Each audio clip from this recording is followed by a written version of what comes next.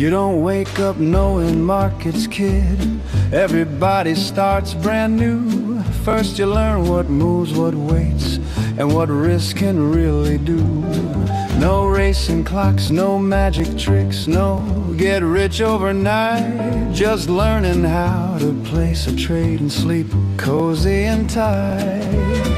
No shortcuts, no loud claims, just rules you understand. Know what you're risking, know your why. Keep a steady hand. One trade at a time, that's how it's done. Slow is smooth and smooth is smart. You learn before you earn, my friend. That's how confidence starts. This ain't a sprint, it's a longer game. So pull up a chair and plan. Welcome to Options for Beginners with Dan. All right. Good morning, everybody. Good morning, Matt. Good morning. Every time I see that song and I watch that, I just get happy. I get tickled. I mean, that is to see those beautiful kids. I mean, and what they're doing, and it gets you. And with the words of the song, it's just wonderful. I mean, it's just, life's good with that. Troy spent a long time making that. Hard at work. He's you mix him with, he's got many different talents, but that is definitely one of them. Well, folks, we're going to, here's the overall philosophy with the beginners. The way I look at it, this is kind of a work in progress. I think teaching beginning stuff is difficult. I think, honestly, Matt's much better at it. I think the beginner stuff, it's different, right? But the way I like to approach it, I think with beginners, it's just like, okay, go a little bit slower, right? Just take your time with it.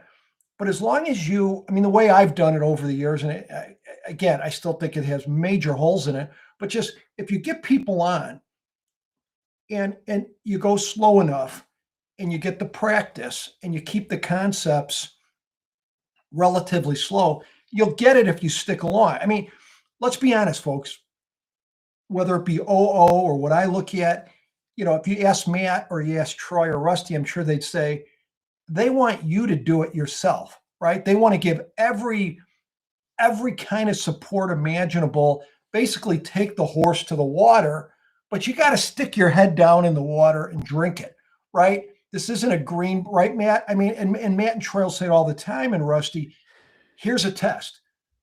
We've done everything. We right. have it, but don't just take 10 minutes. Yeah. Make it your own somehow. Yes. Take it. Don't just hit the button. And I think because you'll be better for it, right? Make it your own. So anyways, what I'm thinking, what I'm trying to do with these beginner classes is what's going on in the market. Make it fun, make it practical, instead of just, this is in the money, this is out of the money, this is a dividend. But you can talk about those things with real examples. So I'm looking at earnings for beginners today. A couple notes will go off do you have the Word doc, Matt?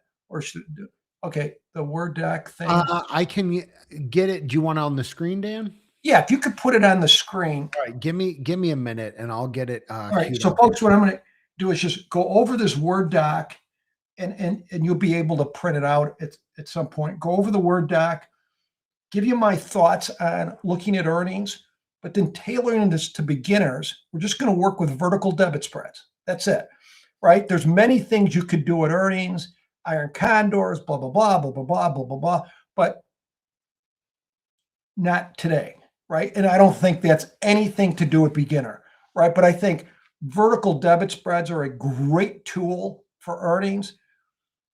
These trades are going to be, to me, in the beginner area, $500 or less. These are $100 to $150. Great potential yield, but they're speculative. This is earnings, right? And so, but I want to give you kind of a quick 2-minute overview of at least how I look at the philosophy of earnings, just so these are binary events, and we're treated accordingly. So, I'll start with this, and then Matt, when he has the Word doc, can jump in. But today we're going to look at, there's 4 earnings. We're just using a practical example. There's 4 earnings that are coming out after the close tonight. Besides the FOMC, Microsoft, Tesla, Meta, and IBM. So I'm going to talk, thanks, Matt. I'm going to talk about, as an example, Microsoft. Okay. Right? And did you say AMC? No, under term. Oh yeah, Wednesday AMC, and I'm sorry. After market close, Yeah, you got me all. I started thinking about popcorn. Oh, my yeah. AMC Premier Stub subscription, the $5 bucket, Dan. You know what, man? Every time my wife and I will watch any kind of movie on TV, it's like we can't watch. And she'll say, we need popcorn. And so we hit the popcorn and then put the movie on Netflix or something. There All it right, is. the second line says terms. So what are some terms that could be helpful for beginner as you're trying to go through earnings? AMC and BMO. So most of the stocks, so the earnings are going to be reported after the market close, like tonight. Tesla and Meta and Microsoft are coming out after the close. That means they're going to hit land tomorrow morning, right? That's when they're going to be in play tomorrow morning. So they're going to be more affect things on Thursday. Whereas I think Starbucks comes out, if I'm, tell me if I'm wrong, I think tomorrow before the opening. That would be called AMC, not the movie theater. Right. You always want to look, if you're going to put a trade on, right? So if I want to put a trade on in Microsoft, I would probably do it today, a speculative trade, because earnings are coming out after the close. So BMO is before the market opening. Expected move, right? And I'm going to get to that in a second, and how you can, what's the expected move? It's basically, if you look at the long straddle, we'll take you 95, 98% there, right? And then we'll explain it. But the expected move, for example, in Microsoft for today, is going to be about, let me just see. The expected move in Microsoft's about $24. What does that mean? It means, that they're so 24 would be about, was that about a 5%, a little more than a 5% move? That's a move. That's a move. And this is Microsoft. This isn't NVIDIA. So that's why the next concept, implied volatility, that's why, think about implied volatility as pumping juice, pumping premium into your longs, or taking premium out. Coming into earnings, all that extrinsic value or juice, right? If you look at the 480 call, and I'll just, as we have the Word doc up, I'll just say the 480 call with Microsoft trading at 480 with 2 days to go. Let me say this in English, Spanish, and Norwegian.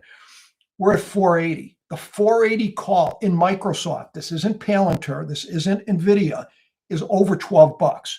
What does that mean? Whew. Yeah. So people, you say, why are idiots out there paying $12 for something, all extrinsic value, the break even, right? The break even, if you hold this to expiration, will be 492. You need Microsoft, if you're going to hold it till expiration, which bing, you shouldn't do, but 492. Now, you say the person who did that should have his option keys taken away. Well, let's look at the expected move. The expected move is $24. 24 plus 480 is 504, right? So it's not as crazy as you think. So think in terms of implied volatility or premium. You say volatility is really high in a lot of these options. It's going to come out. All it is this. You pump premium into, it's like Las Vegas. They pump air into the rooms at 4 a.m. to keep you awake. They pump That's it right. in. A little bit of extra juice, a little bit of extra oxygen. That's it. And so when there's a bigger expected move, you're expecting a 5% move in Microsoft, they're pumping more oxygen. They're pumping more premium, extrinsic value into these options.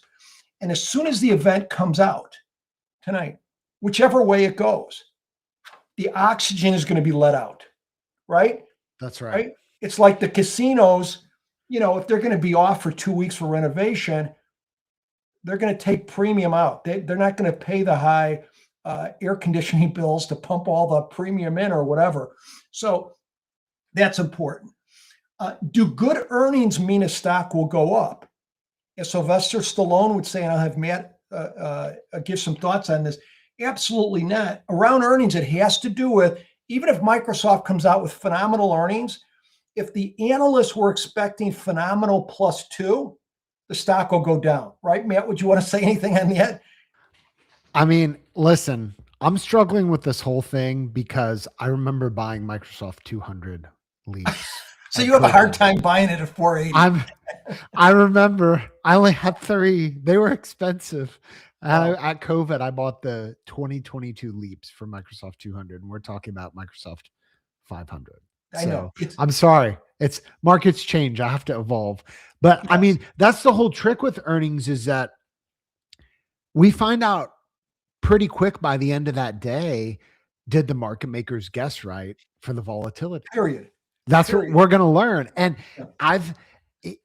I've had days, it's interesting talking about what stock you're talking about too, because Microsoft is a market mover, right? Yes. And I was trading a earnings report on a company that wasn't a market mover, a steel company, and the earnings came out and the stock shot up 11%, and it was Oh my. it was in 2022 Oh, yeah. when the market was very volatile. The market sold off 2%, and by the end of the day, my calls, Fugazi, they vanished into the air. It's a whizzy. They're gone. Wazi, they're gone. Because the market makers, listen, they're taking their best guess, and they have very advanced models of what these earnings will entail. But you're right. It's gonna move or it's not gonna move. But either way, we're gonna figure out if the options were priced right. It is. But one thing I'll say about, like Matt said about market makers, again, market makers don't, and most 99% of the time, they don't know any more than any schmo out there, right? And in terms of, are they making the straddle prices? I mean, they're the person, the participant there, but the actual prices are based on demand and supply. If we were to keep the prices, right. well, let's say the market makers were to try to keep the prices lower, right? People with knowledge, people from, I call smart money, Goldman Sachs, they'd come in and say, hey guys, we think the straddle and Microsoft, which right now is trading around $22, $24, expect them, you guys have it traded, you have it at $15. Okay. I'll buy 10,000 of them, right? I'll buy 20, seriously, institutions will come in. So a lot of times we would let the institutions, the smart money, right? You could call it insider, whatever you want to call it, but smart money, they would know a better idea where these things could move. But it's demand and supply, because what'll happen right after earnings, now the market makers will lower the volatility dramatically tomorrow in this thing, but it's mainly going to be because sellers would come in. If you kept the volatility up, you'd have more sellers than you could, shake a stick at. So here's strategies. The next question on the agenda: strategies folk use around earnings. Again, you'll hear iron condors, calendars, directional, butterflies, directional. This is beginner class. I'm sticking with a vertical, a long, and selling a call against it. That's it. Cheap vertical spreads. Nothing we're going to talk about today is over 100, 200 bucks. It's cheap, easier to understand. But again, one thing I do want to say, people will hear, volatility's up. We should be selling out of the money options and calls and puts. And that's not a discussion for here, but I will just say this. This is a binary event. Anything can happen. So this is, anything I do at earnings, I size it by saying I could lose every penny of it. And so that's why this is a different scenario. This is like going 4 a.m. on the south side of Chicago to buy groceries. Yeah, you're not going to get the groceries out of there. It's a little rough. Now, next one says, how can you get an idea which week a stock will report earnings? The way I do it is just, if you look at the Jan 30 expiration, you look at 5, 6 expirations in a row, just to give you a quick one, put the at the money call up. it'll be like this: 20 volatility, 20 volatility, 29 volatility, then back to 27. Where do you see the pop? So if you look at Microsoft this week, Microsoft's number is going to be a lot higher this expiration than it. I mean, if you looked at Microsoft last week's expiration would have been much lower than this week, because this is when the projected move is. Like, for example, if you look at next week, just to give you an example, next week, Wednesday, Google's coming out. Next week, Thursday, Amazon earnings are coming out. If you look at Feb 6, right? Yeah. If you look at Feb 6 implied volatility in those, you'll say, wow, those are quite a bit higher than the volatility this week. Why? There's an event coming next week. That's right. What's the event? Earnings. I just talked about what size should you do for an earnings trade. You got to take the attitude, I could lose it all. That'll keep the size under control. So if I'm willing to risk $300 and I'm going to do a vertical debit spread for 150, I'll do 2, right? Is this a speculative trade when you do for earnings? Yes. It's a binary event. You know, this is not your normal, ride in the park. Have a picture. It's a little bit of excitement, right? Yes, Like, yeah, you might turn on CNBC and see, are they talking about this company's earnings? You might refresh that browser at 4:15 and say, what's the after hours doing? Oh, it's a little exciting, Dan. It is exciting. And you know what? Unequivocally, we're going for the homer, right? In terms of baseball parlance, we're not going for a single or double, right? You're going for 100% profit on most of these, right? Doesn't mean you'll always get it, but that, you're going for it. And I'll show you that in a second. So the strategy we will use, we're simply going to use vertical spreads, debit spreads. Either buy a call, sell a strike a higher, 1 strike or 2 strikes higher. Buy a put, sell a strike 1 or 2 points lower. It's a debit spread. We're looking at cheap debit spreads. If we pay $1, right, and we do a 5-wide spread, we pay $1. The most we can make is the difference in strikes 5, right? Buy it at 1, sell it at close to 5. Our risk is our debit. So it's cheap and a great yield, right? Now, I put here homework when looking at earnings trades. When you're looking at earnings trades, things I like to do is look at the last 3 earnings. What has it done? Get an idea of what you're dealing with. And then also, as we're coming up to Microsoft earnings, is there any stocks in the same industry that reported before? What does it seem like what's going on in the industry? Those 2 hints, for example, a lot of times what I'll do with earnings is a contrarian. If we rally pretty much into earnings, I'll go the opposite side. Doesn't always work that way. Or you could look technically or whatever you want to. Now, I don't know if we'll have time to talk about this today, but just taking a little, as Emerald would say, a little more hot sauce. If you take 2 vertical debit spreads, 1 in the puts, 1 in the calls, you get something that's, I would say, Options Omega, kind of the pioneer with dealing with that trade, reverse iron condor, right? Where you're buying a call debit spread and you're buying a put debit spread, spec move, right? And we might get into that. So now, with that being said, I am going to bring up the Option Omega tool. Do you need to stop sharing, Matt, or can I just share? No, I've got the modeling. Yeah, you might need to share the modeling. Okay. Or I can share it, but can you see it? Let's try this right now. There it is. There's right. Microsoft almost at 500. What a world, Dan. Yeah. So here's what you got, folks. Let's take first example. So what I'm looking at is I'm going in here. Oh, you know what? Before I do this, let me see. Can you see my? 1 second. Can you see Thinkorswim? We cannot. Oh, you can't. Oh, so I can only share. Yeah. All right. That's all right. You know what? I'll tell you. You can go back to the chain though if you want. The Microsoft options chain. Is that what you wanted to look at? No, I want it from like the price chart, but that's Okay. okay. They can. So if you look at this example, folks, let me just say one thing. Matt, can you see my scribbling? Cannot see your scribbling, just the model. So I was annotate. You can't see it. Okay, so annotation, even though they have annotate, I can use that next time. But if you look at this, folks. Yep. So what are we doing here? We're buying one Jan 30 500 call, and then we're selling one Jan 30 505 call. What's that called? A call vertical debit spread. And it's trading around, let me just check this here.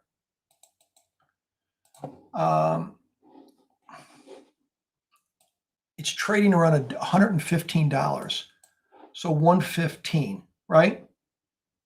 Do we have that? Yeah. Yep. Buying the 500. Yep. Let me just put that on there.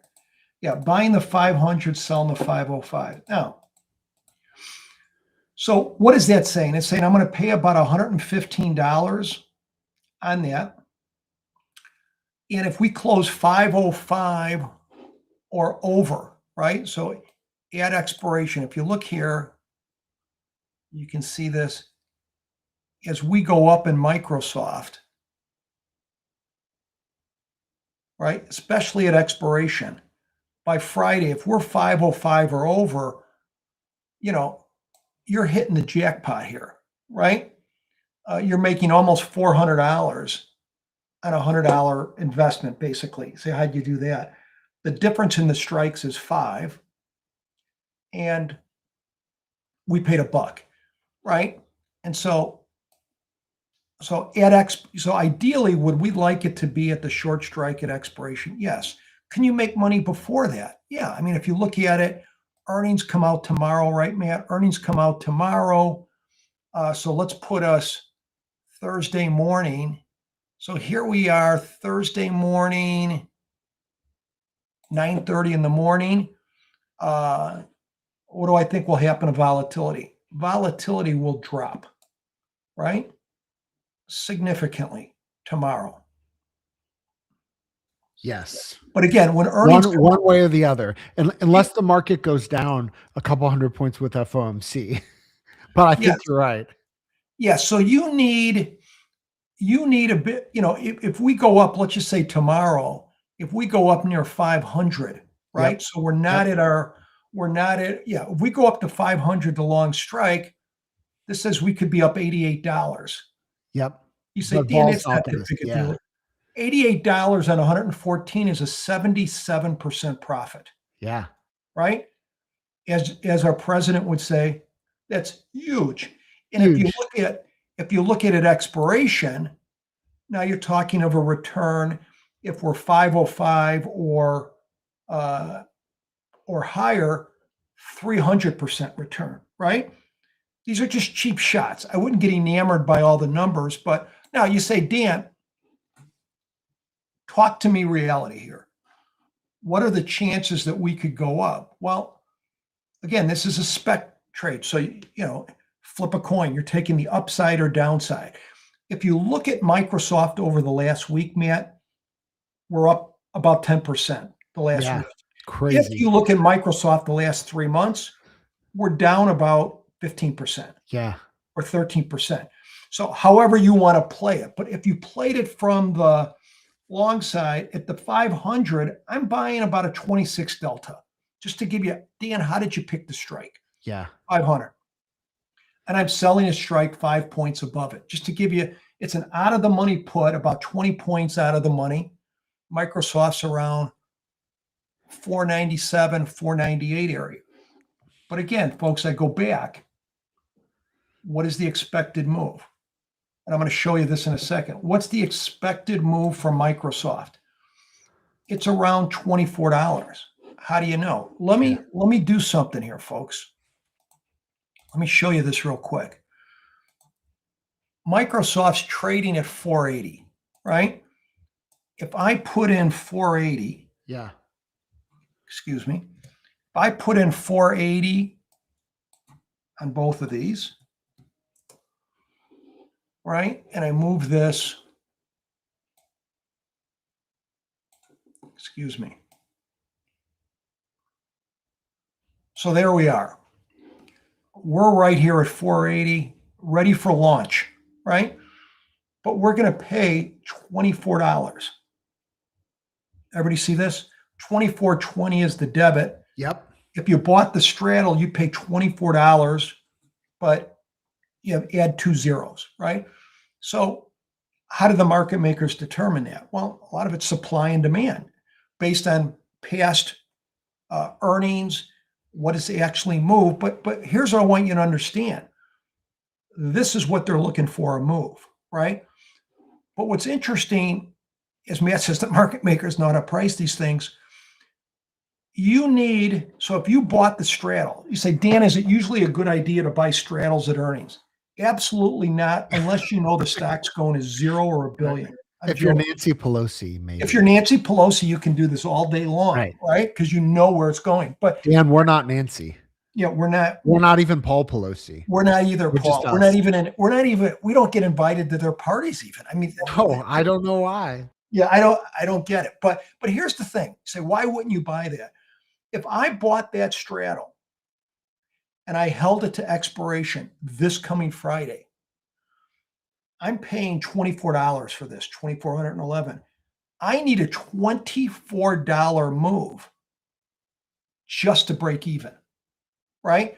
So the way the market maker move, we expect $24. I need it to break even. So what would be the only logical, sane answer for someone to buy a straddle? They have inside information. They know that it's going to move $40. I mean, I still think there's better ways to do it, but they think it's going to move $40 because you need $24 to break even. You can see the break evens here, right? If I run this at expiration here, look at this. 455 or 454, right? 454. That's about 24.5, 25 points. Look at the break even on the upside. It's got to move. It's got to move. Yeah, 505, right? So we need a 20, and you can see this clearly. That's what's great about the tool, right? You don't make money until it gets green. It doesn't get green for 25 points. Yeah. So if you do this, the only explanation when you come back to the next class is say, Dan, Bill and I are buddies. We go fishing together. Bill told me. Or Steve. Bill and Steve. Bill Gates and Steve Ballmer. Right. Me, right? So you can see in the red, you ain't getting out of Dodge until we go up 25 points. Now, let's go back, folks. Let's go back real quick. Let's go back to what we were talking about. We were doing the 500, 505, right? So, and again, so I just placed in a debit spread. What's nice is something like this. When I'm starting out, you can see here, did I do this right? Let's bring 500. Oh, let's go back. Okay. When you do the 500, 505, you can see this debit is, now this is 737. You're buying both of them. Okay. That'll do it. All right. So we're back to our little bit over $1, folks. Yeah. Right? A little bit over $1. So again, this is a cheap shot, right? You can do it for the put side too. So again, the expected move is 20 points because you are getting long deltas. Dan, what's this delta concept? Think in terms of stock equivalent. Every dollar it goes up, I'm looking to make $5, right? And that number will increase, right? This positive gamma just means this delta is going to keep growing as we go up. Now, because you could see as we go up, look at the green area. As we go up, especially as time goes on, you can see you want it in that profitable area. Now, what's the other thing I wanted to tell you?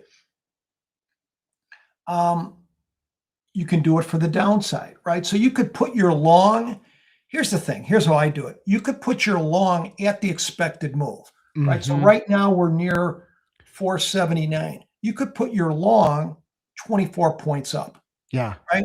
Why am I not doing it? I'll put it a little bit, I'm around there, expect to 500, 505 is 105. But a lot of times I might come earlier. What if we don't go up? Microsoft's not exactly the biggest mover. I might come and put it a little bit lower. Right? Yep. A little bit, let me see if I did this, 490, 495. Say, Dan, what's the difference? Now I don't need it to move as much, right? That's right. So if we go to 495, that's up 17 points, less than the expected move.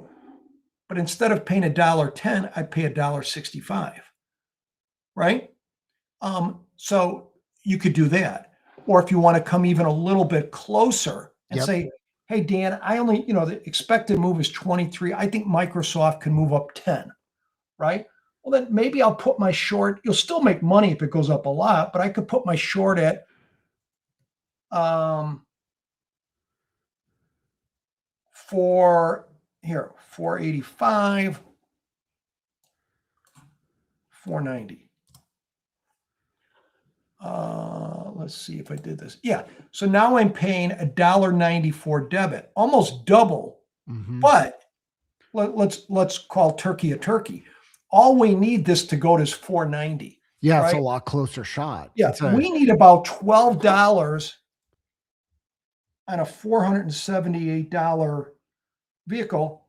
We need a 2.5% move instead of 24 points, which is a 5% move. So you might say, so what could you do? If I'm willing, the way I do sizing is say, you know what? I only want to risk $200. I could do 2 contracts of the original one that was $1. I think that was the 500, 510, or I could do one of these, right? And this has got a good chance if you're right with your direction, right? All you need, right? You're more set up for it. Does everybody get that? So it's ultimately I'm making the size on the dollar amount. Now, one last thing. What time are we? 1:30. One last thing real quick. This might, again, I'm just staying with vertical spreads. What you could do is say, okay, now I'm just going to throw this at you. You say, Dan, I don't know which way this stinking thing is going, right? Or I don't have a strong opinion, even though I think you're going to make more if you just pick one side and it goes. That's right. How about, Dan, you know what? How about if I just say, I think it's going to move? Yeah. I don't know which way. Yeah. So then it brings in the Rick, The Rick. the reverse iron condor. So let's just model one real quick and then we'll let you go. I'm going to go to the, let me just do this real quick. Add one more leg, buy, puts, sell, puts. I'm going to buy the 465.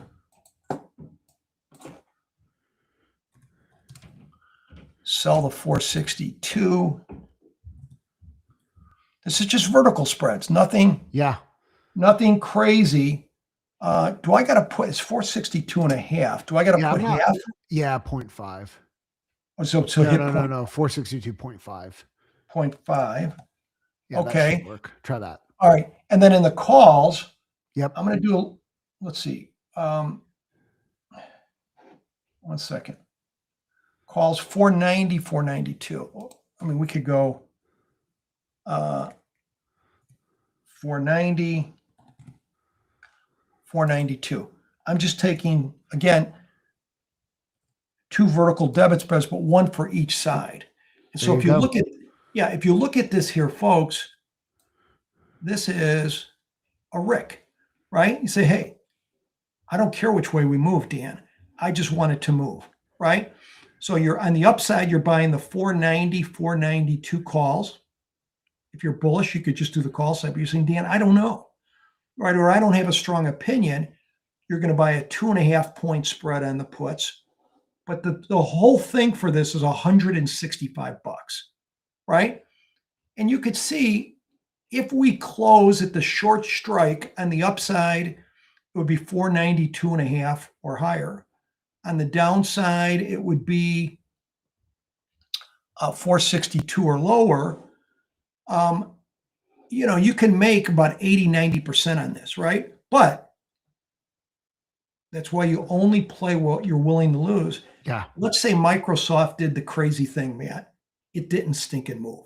It stayed in this sea of death. Yes. You can see this sea of death is all red.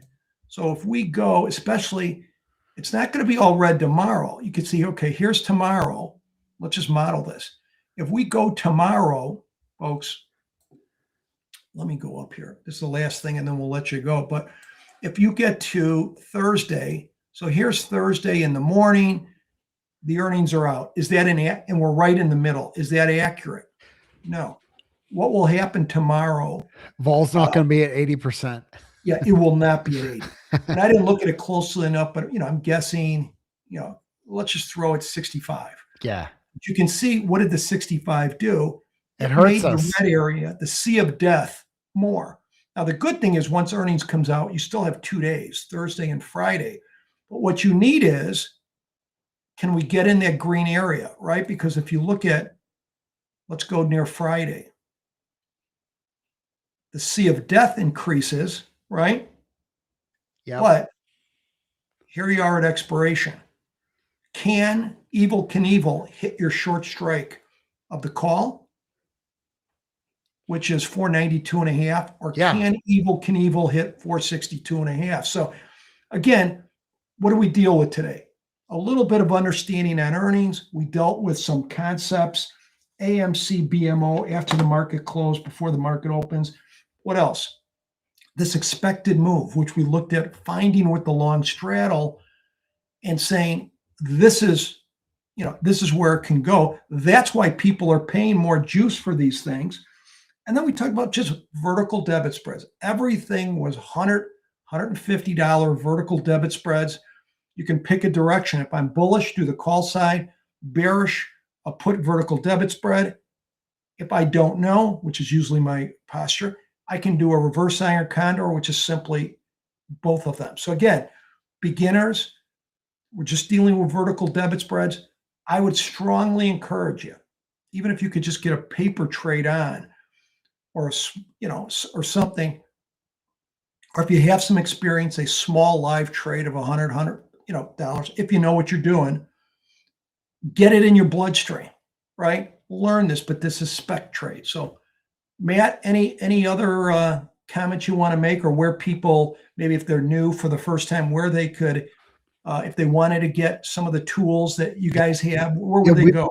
We've got modeling, backtesting, and automation, all for options at optionomega.com. And if you're interested in this show, if you click on our YouTube channel, you can see past episodes where we do a lot of modeling. We also, if you're maybe wanting to do a little bit more advanced stuff, we've got a show every morning before market open, which is more casual show, but we can do some advanced concepts, and then tons of resources, optionomega.com. Check us out. Yeah. And Matt, also on there, the folks, at Option Omega, they have, which I think are wonderful. They've been a help to me. Matt has done, I think all of them, the what's it called? Boot camp. Boot camp. If you're wanting to learn how to back test high resolution options, we've got a free class. It's academy.optionomega.com. You do have to create a login and sign up for Academy, but it's free, and you can take the free backtesting boot camp class if you want to see how the tester works. All right. Well, thanks everybody. We'll be back Friday. I'm not sure what I'm going to talk about Friday, but we will be back. Thanks, Matt. And we'll see everybody